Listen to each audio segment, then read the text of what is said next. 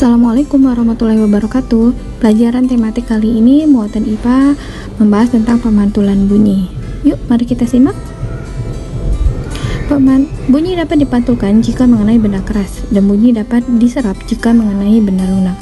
Sifat-sifat bunyi ada 3. Bunyi dapat merambat, yang kedua bunyi dapat dipantulkan, dan yang ketiga bunyi dapat diserap.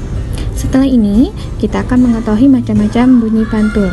Silahkan disimak 3 macam bunyi pantul ini, dan silahkan simak video berikut ini ya. Wassalamualaikum. Apakah bunyi dapat dipantulkan? Bagaimana membuktikannya? Ambil 2 tabung dari kertas karton. Letakkan sebuah stopwatch atau jam detik di salah satu ujung karton. Letakkan telingamu dekat ujung yang lain.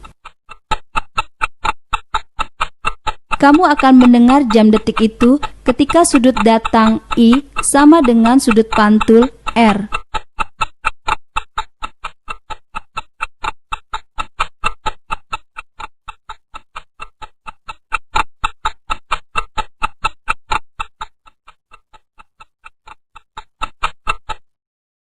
Seorang pendaki di salah satu puncak gunung meneriakkan kata-kata tertentu.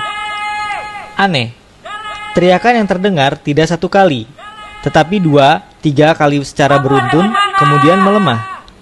Gejala apakah ini? Bunyi kedua yang didengar itu adalah gema. Gema merupakan bunyi pantul yang terdengar setelah bunyi asalnya terdengar lebih dahulu. Ada interval waktu antara terdengarnya bunyi asal dan bunyi pantul. Gema dapat dihasilkan dari pantulan bunyi oleh bangunan, bukit-bukit, dan karang yang cukup jauh. Adanya gema menunjukkan bahwa bunyi memang dipantulkan.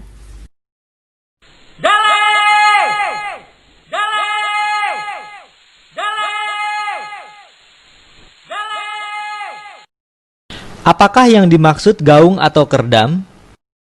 Gaung terjadi ketika sebagian bunyi pantul terdengar hampir bersamaan dengan bunyi asli, sehingga bunyi aslinya menjadi tidak jelas.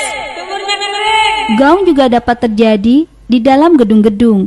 Ini sangat tidak menyenangkan. Gaung dapat dihilangkan dengan mengatur posisi dinding ruang sedemikian, sehingga bunyi pantul tiba dalam waktu lebih cepat, atau telinga masih mendengar sebagai satu bunyi. Jika bunyi pantul tiba kurang dari 35 meter sekon dari bunyi asli. Tabung bicara merupakan suatu tabung yang terbuat dari logam dengan ujung-ujungnya berbentuk corong. Tabung ini banyak dipakai di kapal-kapal laut untuk mengatasi gangguan komunikasi akibat suara angin atau ombak. Seorang yang hendak menyampaikan pesan berbicara dari ujung yang satu dan orang lain mendengarkan pada ujung yang lain. Agar waspada, karena kita akan memasuki perairan rawan bajak laut.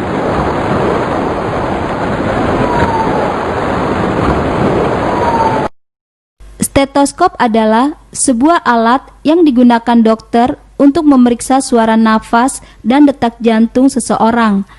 Alat ini terdiri dari suatu selang yang ujungnya berbentuk corong.